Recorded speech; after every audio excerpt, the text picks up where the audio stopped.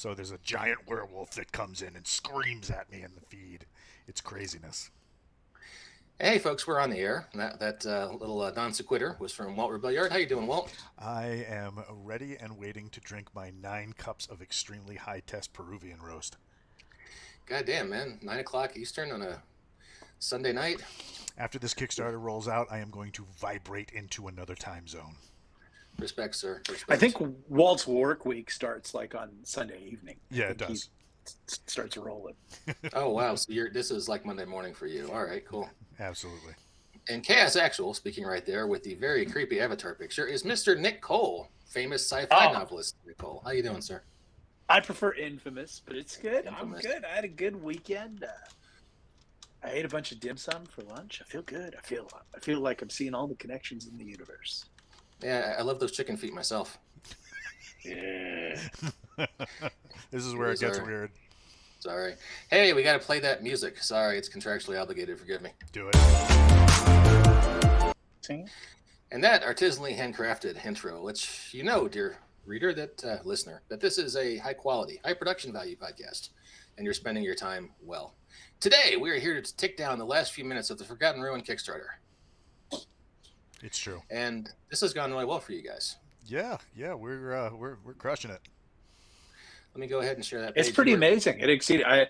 The expectations were exceeded within 2 hours. For over 30 days, it's just been bonus time. Walt knows the Kickstarter game pretty well, and it's a great idea for a setting. I've been wanting to see something like this for years, but yeah, out of a 7,500 goal, you are closing in on 37.5. Hopefully, here in the next 20 minutes or so. So yeah, let's do it. Papa needs a new set of coffee. Papa needs a new set of coffee. All right. Let's talk about the stretch goals you guys have smashed through. Oh my God, so many. So if you go down, it's about almost 2/3 of the way down the page. Of course, additional art. You got to drop El Persistente. You got to drop additional. You got to drop some in there for additional art. Let's see. Sierra Mike from 091. Sierra Mike 091 in the Twitch chat is first time chatting with us, saying good evening all. Hey, what's shaking? Oh God, we got all the usual suspects. We got Archangel, we got Sinokin, we got Punishment 90, Sparky. But yeah, so our first thing was obviously additional art, and then an adventure written by Operation White Box, Pete Spawn. Ah. And then, and are we playing that one tomorrow? No. Okay. All right. Nope. Got my hopes up. Sorry. We actually currently have Pete on a secret project. Secret project. All right. Cool. Pete's a good guy. I like him a lot. Yeah, I like Pete. Pete's good people. We, obviously slammed down the Supers game variant, which actually plays really a lot of fun because it's basically Supers with the Search and Destroy adaptation, and then orcs. So the minion rules in Supers just allows you to crush. It's awesome. That's what they call genre emulation, because this book's all about crushing orcs with massive firepower. Yeah, and then, of course, special edition hardcover. More art. But the stuff that really we started having fun with was the Sergeant Major's threat assessment. And for the love of God, you guys sending me text messages and stuff like that, that's pronounced smudge, not smudge. You're killing me. But the Smudge's threat assessment is like a full monster book of monsters you're going to find only in the Forgotten Ruin. So, and safety tip real quick on the pronunciation of smudge. You would never actually do that to a Sergeant Major's face. No. Do not do that. Yeah. Or actually, please do that and send us the video. Yeah. And so, yeah. The BAMF Podcast is good for helpful tips for those of you entering the armed services in the near future. Like, hey, Walt, I followed your advice, and I said, hey, Smudge, I woke up 2 weeks later in traction. Yeah. So... That's Be a character. To stay alive. Yeah. But then, of course, we transitioned into, after that, mass combat rules. So, like, tabletop rules to go squad for squad or squad for horde. against taking your minis and throwing them at a horde of orcs and seeing what trouble you can get into. So how big can you go with mass combat rules? Is it more skirmishing and unit size, or can you go all the way up to like hordes and armies? And You can go all the way up to so you can do there's even rules for mismatched units Mhm. because the weapons that the rangers have in the rules allow them to face much bigger units. So like if you got orc hordes with spear, sword, axe, and bow, you can get a ranger platoon against an orc horde, which is, for purposes of the game, a horde is 100. So you can get a platoon of 32 against 100, and with their weapons, they're evenly matched. there's an internet joke somewhere about Thought being that horde over there, but I'm not clever enough to make that joke. Just refer to it and let it die. So cool. Hey, War Machine 1320 just subscribed. Thank you, appreciate that. Thanks, War Machine. Thor's Gear Locker from Sergeant Thor, the sniper from the book series at 35. That looks like that was the most recent, and that is the big old gun book, right? Oh my God, we got so many guns. Mhm. But not only the guns, but also rules for, like for example, if you're a fan of the book, Mhm. you know that there is something called the failing. It's the effect of the Forgotten Ruin on modern technology, right? Some of the there's a nickname that is given in the game rules called Murphy's Revenge, citing like Murphy's rule: anything that can go wrong will go wrong at the worst time possible. Um, but the failing actually breaks down all sorts of equipment, and like items like having Sergeant Thor's sniper rifle. His anti-material rifle has not broken down, and there's theories, there's speculation, and yeah, we're gonna have rules for that in Thor's Gear Locker. So like, if you came in and there was a joke the other night when we did our Ask Us Anything stream. If you came in with an iPhone and suddenly it's not breaking down, and you have the iPhone of spell storing, you can there will be a way to do that in the rules. So yeah, that was pretty dope. That is pretty cool. You will want to go out into the garage and be alone with this weapons book, away from your family. That's some quality alone time. But yeah, so and then of course everybody. I got messages from the start of this thing. Everybody. It was like, why aren't you doing this for 5e? And my idea was initially with this was to base it off of the D&D that is constantly quoted by our favorite perpetual PFC Kennedy. Kennedy. Yeah. And I wanted it to be able to fit in a book that you could put in your cargo pocket and take with you on patrol or what have you, to simulate that experience or to simulate the leader book. And everybody was like 5e. I said, okie dokie. If that's what you guys really want to see, we'll do it. So we finally found a converter that'll do it, and it's his level of knowledge of modern weaponry, combined with his level of knowledge of 5e, is going to make for a really good book. So we're really excited about that. Can we name drop him, or is that still secret? At the current time, no. Okay. But he is one of the backers, and he was one of the ones who really championed this, and said, "Look, I know this system." And he sent me some submissions to say, "Hey, look, this is what I can do." And I sent him a little test, and he passed it. So, isn't that an app, spell storing? Yes, Dale, it is. War Machine 1320 in the chat is like, hey, 5e did nothing wrong. Jacob! 5e didn't hurt anything. Jacob Blackman is here to co-host. How you doing, Jacob? Hello. Jacob and his magnificent beard. I like that, sir. Thank you. I'm actually getting to the point where we're starting to get to that annoying stage where I'm going to shave it soon. Yeah, I like the whole William Riker thing, man. You should get some beard balm and just roll with it, dude. Just my 2 cents. Sweet. Hey, you're over 37,000. You have unlocked the House of the Red Serpent. Tell us about this one. Oh Yeah. my God, so I'm good. interested in bet that one. So this actually started as a joke between myself and Chaos Actual. Um, he was like, "Wouldn't it be cool?" And I can't do the Nick voice. I can't do it justice. But Wouldn't it be cool if we did this weird thing and we yes, didn't tell anybody and our pants stayed on? that's exactly how it started. But um, so, for those who don't know, Nick's wife is an opera, or at one point was a professional opera singer. She is well known within the community, and we wanted to kind of embrace that and kind of turn it into a game supplement. So we have a full adventure for levels 5 to 7 of the game. The the bonus to this is the person you are facing down during this entire encounter is the Medusa Queen, and that Medusa is actually able to, um, kind of like gather minions and adversaries to her banner.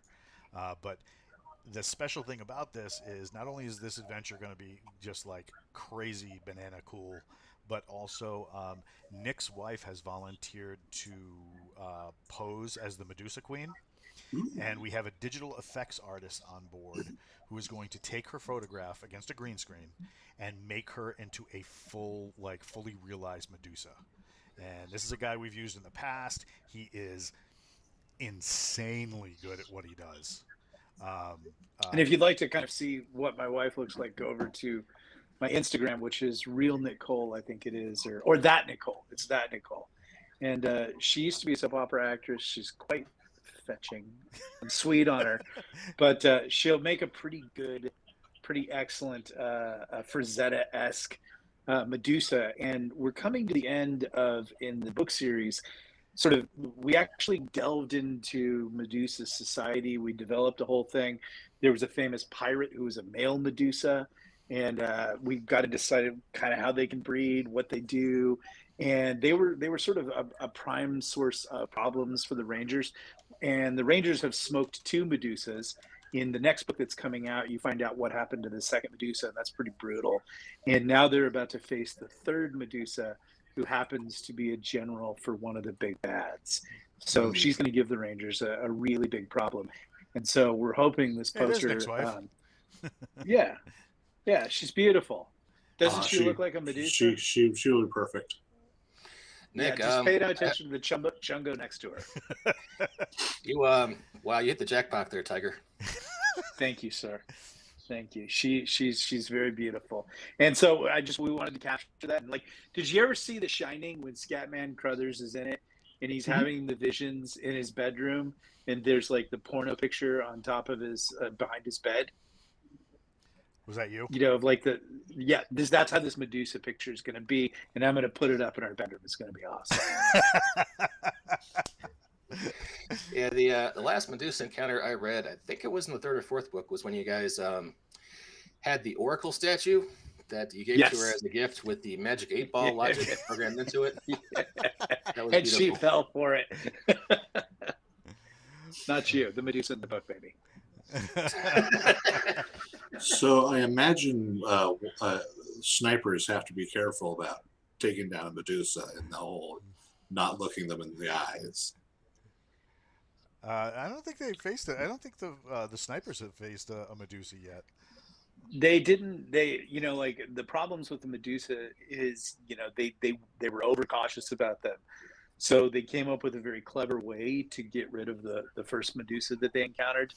And then the second Medusa that they encounter, I won't ruin that, but they dealt with that. And then the third Medusa that they're going to encounter has a genetic mutation because she's the third triplet.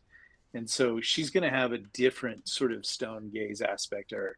And she's probably going to end up being a reoccurring character.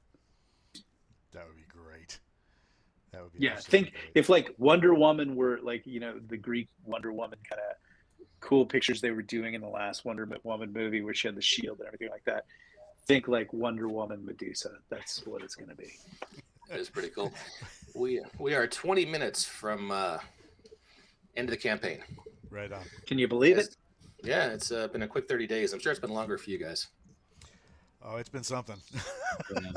Because while we're doing trying to wrangle the Kickstarter, we're Mhm. both trying to mess with stuff with Wargate Books, getting writing done, like answering emails and talking to people to for future projects and all this stuff. And it's just you're sitting there and you're like it's like a tornado of work that like goes over you, and then suddenly your workspace is just trashed.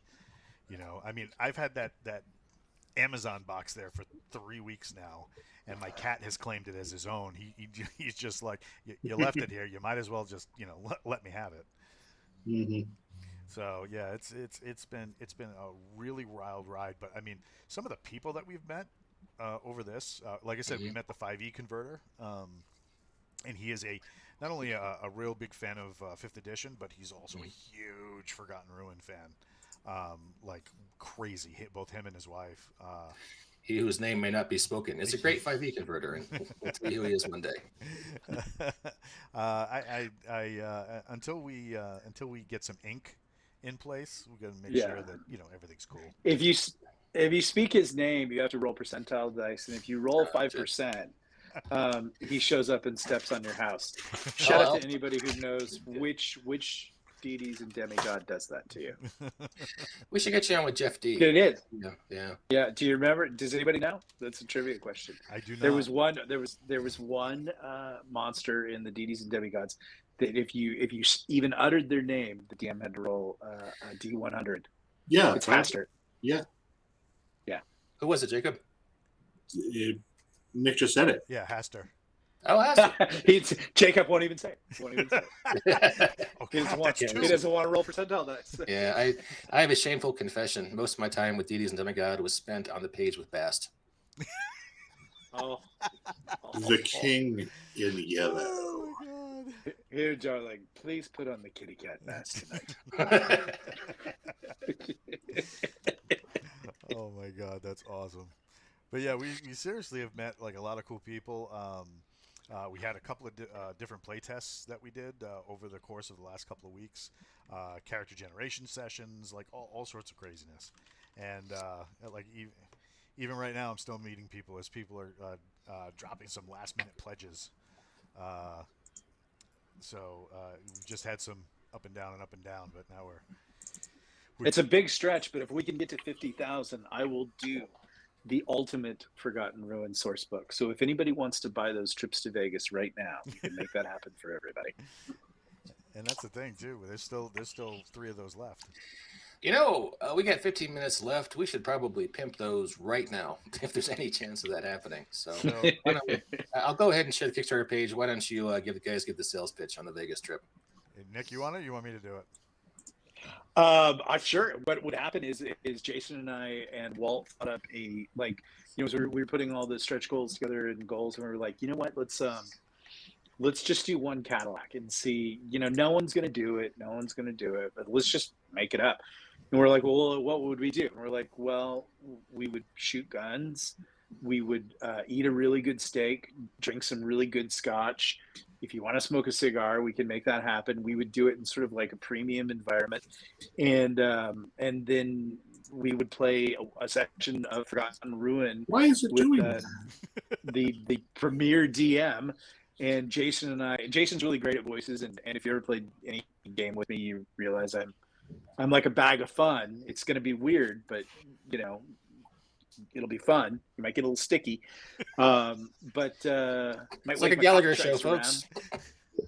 Yeah. But so we said, well, how can we make that happen? And we said, well, actually, there's a magical place called Vegas where you can go to Battlefield Vegas and you can shoot ferrets and you can shoot. I think you can even shoot a minigun there. Yeah. And you can shoot saws. Yeah, but really, we just want to strap on the saw and rock that. But we'll shoot, and then we will go to Delmonico Steakhouse, which is Emerald Steakhouse, which we have an inn with. And then the thing that a lot of people don't know is a lot of our fellow writers are going to be in town at that time. And so it's actually going to turn into like an evening where you actually get to meet some pretty big names. We're hoping Larry Correa will join us for dinner. We're going to have Richard Fox, Jan Chaney, a couple other people, and then we're gonna go up to the suite and we're gonna play a pretty good epic session of catered Forgotten Ruin. And we didn't think anyone would get it, and one couple, they just love Forgotten Ruin and they love us and they're our friends, and they said, hey, this is our vacation, we're doing it, we're going in. And they went in and bought it, and they did that like the first day, in the first 2 hours they jammed it. We're like, whoa, and that put us right over the edge. So we still have 3 slots left, and it's going to happen. So if you've got grandma's credit card and she's fading into the west, treat yourself. She'd want you to be happy, wouldn't she? She's your grandmother. She loves you. She would want you to be. And I'll tell you, I'll tell you a crazy story if you do it. I mean, a really crazy story that happened at Emerald Steakhouse with Robin Leach, and it's how Emerald lost his liquor license. But I will tell you, in that dining room, and it ended up in Clark County Court and everything like that. But I will only tell you if you book it, and it's a true story. And it's a crazy story, but I'll tell it to you. But you have to go in at that level. All right, folks, you heard it here first. If you want to hear this tantalizing story about Robin Leach at the Delmonico Steakhouse, pledge for $5,000. 90% of the audience is like, "Who's Robin Leach?" It's like somewhere Robin Leach's corpse is like, "No one remembers me, and I don't know why." But that's not. I mean, the fun part is we go to Vegas, we're paying for the ammo. And then the cool thing is, if we hit the actual Ruin sourcebook goal, which is, I believe, going off at 50, like that's going to be badass, because I will then explain the entire Ruin to you. You will have a fully fleshed out, like, world that you can dive into. We're now working on the 7th book. I don't think, Walt just finished reading the 6th book. I think he enjoyed it still. Mind blown. So we have plans to go like 20, 30 books here. So the source book would be really fun, and it would really round out your campaign. And the other thing that Walt and Jason and I have discussed is, like, we're not just doing a Kickstarter and like, there's your game and we're walking away. What we have decided and what we've committed is we're going to take what we're doing here, and we're going to try to turn it into, our version of what D&D originally was, which is a bunch of hobbyists and enthusiasts who are passionate about this, just continuing to grow it. I have a vision of wanting to do our own version of a dragon style magazine. We'll start out quarterly, but we want to just keep growing it and really turn it into something, because what most people have said is, like, I love games like Recon or Twilight 2000, where I've got modern weapons, and then everybody loves D&D. I mean, I think like 98% of the people love D&D. And a lot of people have said, I can't believe you got your peanut butter, your D&D peanut butter in my modern weapons, modern warfare combat. And so I think we could camp out here for a good 20 years and have fun. So, but to do that, we've got to keep it alive. So we have a guy on the Twitch feed, Wraith Tainer. He says, you have to extend this by another hour so my wife will be home to hear Nick's sales pitch. That story might be the thing that pushes it over the edge. I've got her so close to making it my birthday present. Are you guys going to have some kind of backer kit situation for pledges after the campaign? Oh yeah. Okay. Yeah. So this is the closing sale, but it's not the closing sale. We do what we can. We just went over that 500 mark. So another person just jumped in last minute. Yeah, I've been going kind of nuts. Watch the numbers, Walt. I feel like we're doing a PBS telethon, but yeah, it does. Oh, there we go. Yeah, 543 just happened. Right on. Bam. Well, it's not PBS because we're not giving or BAMF as it was. Yeah, we're not giving away any canvas totes. Yeah, no canvas totes, no, discount at the Symphony Music Hall food area, nothing like that. You're just going to get, Rangers. You could have the 82nd Airborne. You could have any special operations unit of studs. You could have, Air Force weather guys. Smoking orcs. He's in the chat. Smoking orcs. Well, you've also got, world setting books that you'll want to do, Oh my adventures, God. lots of adventures. Put out lots of adventures and people will love you. Oh yeah. I mean, like I said, Yeah. House of the Red Serpent is going to be the second one. We have the one written by Pete Spahn. That'll be the first one. If you back at even a single dollar and then go into the updates, you're automatically going to get Raid on Ruined Rock, which is a first level adventure so that you can get your feet wet in the Forgotten Ruin, try it out, see if you like it, where a private goes missing and his fire team has to go out looking for him. Gotta save Leroy Jenkins. I'm telling you. So is that the one we're playing tomorrow at noon Mountain Time on this very podcast? We played it a week and a half, 2 weeks ago, I believe. Mm-hmm. That was a Sparky's podcast, right? Yeah. Well, Okay. no. Oh, yeah. He ran it. Yep. Mm-hmm. And then I was going to run you guys through the Creep Show adventure that we have. Okay. Which we played also during that same week. And now he's making fun of me, Sparky, because everybody's saying that there's like a small inlet, like a sandbar island in the river that overlooks the Orc fortress. And he's like, yeah, that's the penis island. I'm like, oh. It's like it's a sandbar, bro. Sometimes the jokes just write themselves. It's true. But yeah, we got 6 minutes to go. Can I share my character from my character generation? Absolutely. Put that thing up there. Did you put it on the sheet? Yep. I love the G.I. Joe artwork. It's awesome. Oh my, that is awesome. Oh my god. Yeah, looking forward to playing them.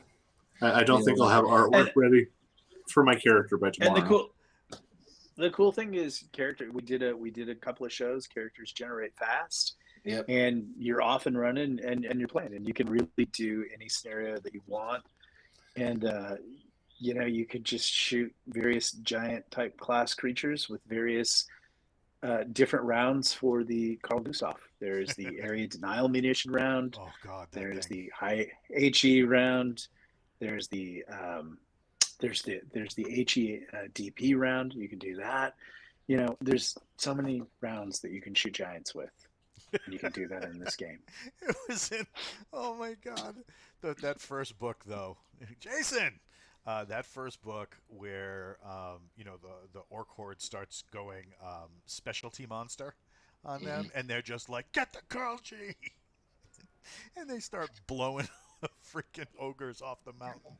I was like, this is great. Speaking of books, for those who have not read the books, perhaps we can make a link to where they can purchase said books. Well, if you go into this Kickstarter, you can add them to your pledge right now. Oh, is it? Is that an option on there? Okay, Absolutely. Cool. Or I believe there's ForgottenRuin.com, right?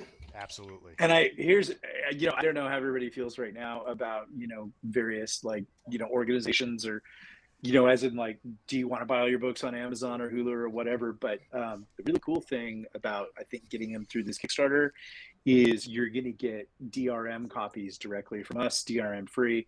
And so you own them for life. Like, they can't be taken away. You can't lose them. Galaxy's Edge will always honor those copies, but they're yours. And so, if the internet gets turned off or whatever, then, while you're fighting off the hordes looting your neighborhood for food, you can read Forgotten Ruin. Wish that you had a Carl G. No amount of fuckery from Jeff Bezos will deny you your Forgotten Ruin books. Yes. Exactly. When Walt is unpersoned as a content creator, it will still be there. Well, if you use Comixology at all, it's kind of been a shit show the last month. Oh my god, god, it's awful. And Yeah. I have all my my Lone Wolf and Cub 2100 comics from them because they had a big bundle one weekend, and now they have that interface that was like, you're part of Amazon now. It's like, you do not understand anything that we wanted to do with this. 3 minutes to go. 3 minutes. What are we at right now? 37,543. Jeez. That was so close. Whoever is out there crying and looking at their credit card, I just have this to say to you: do it. Just go ahead and do it. Yeah. It'll all be okay. Vegas will totally be worth it. Imagine when you're holding that saw and you are just blazing away. Your family hasn't eaten for months. It'd be like totally worth it.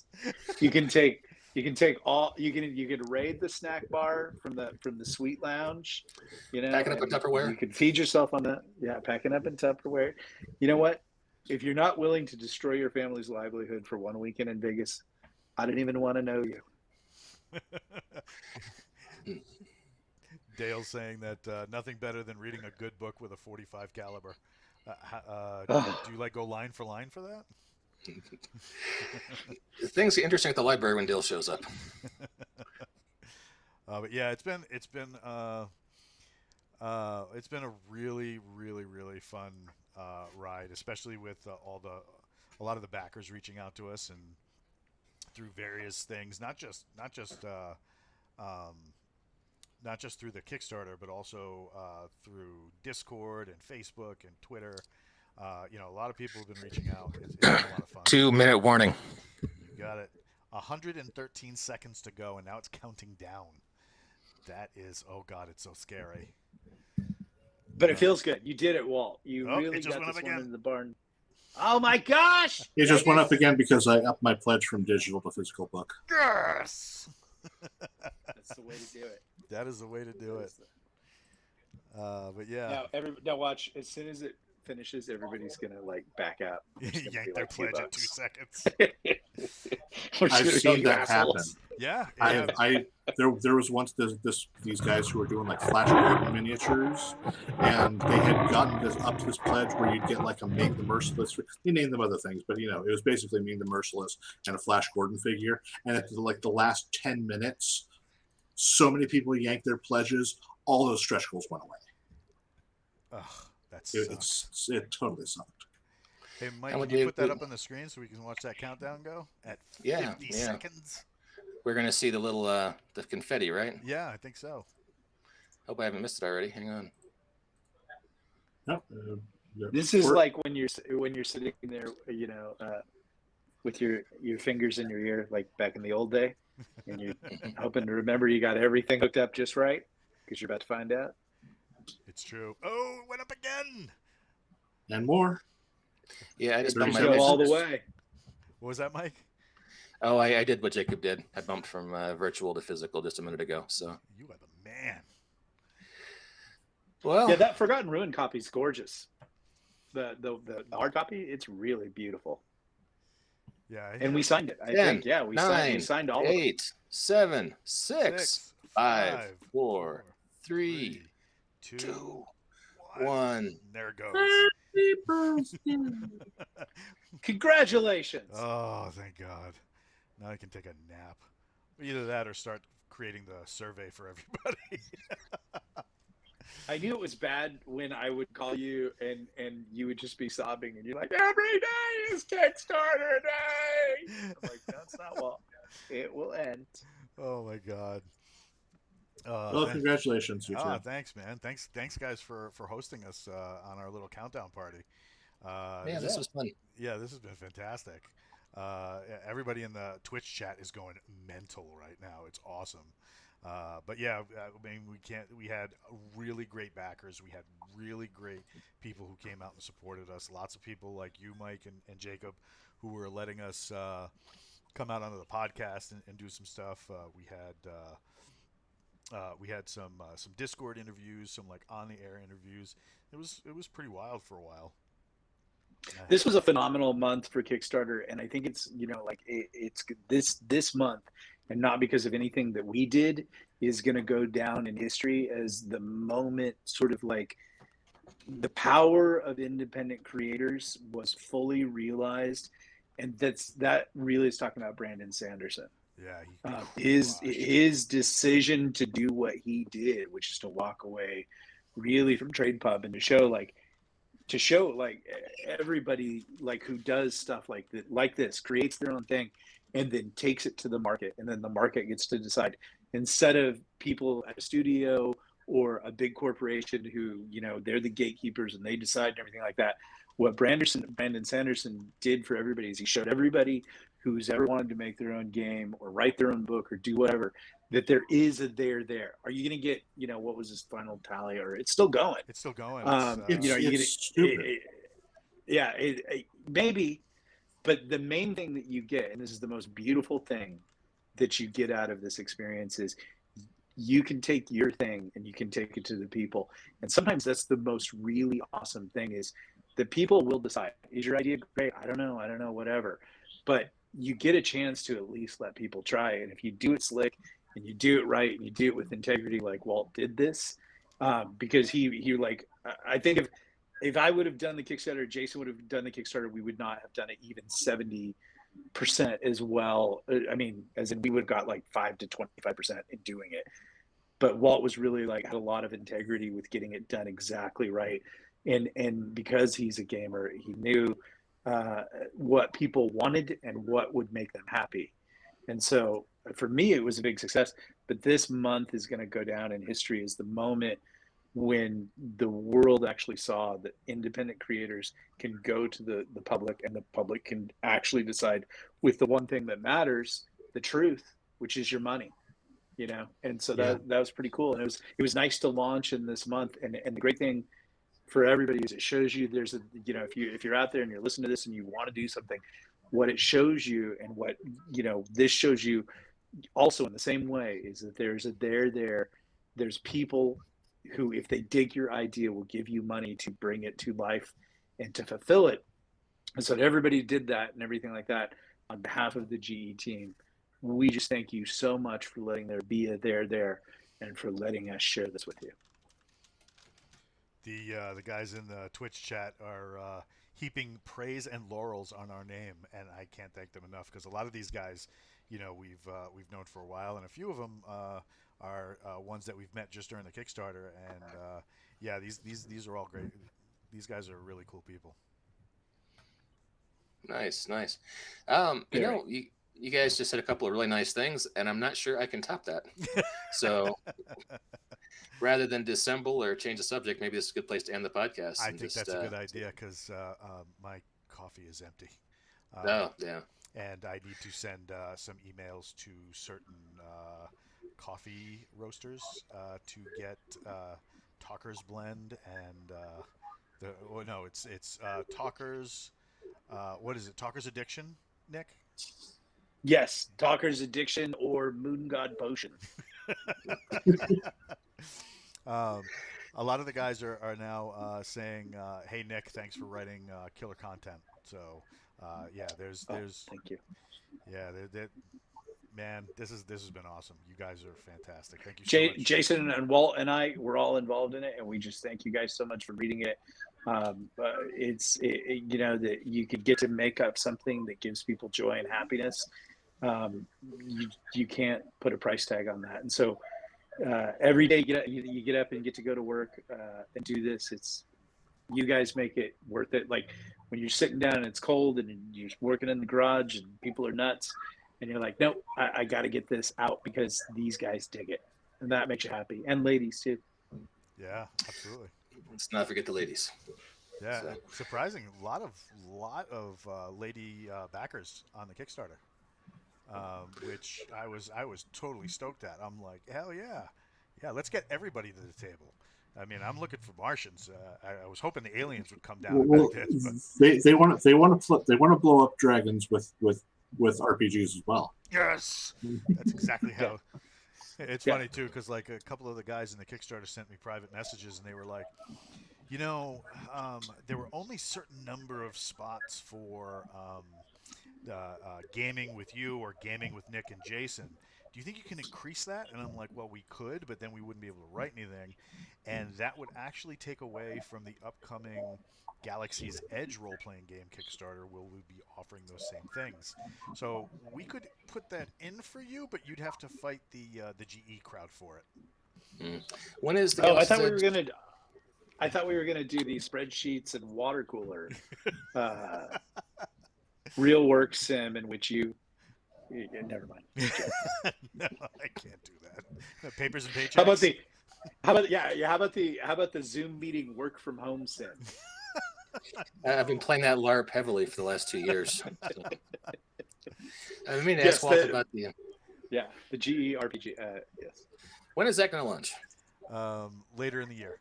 I need to get this one done first. All right, fair enough.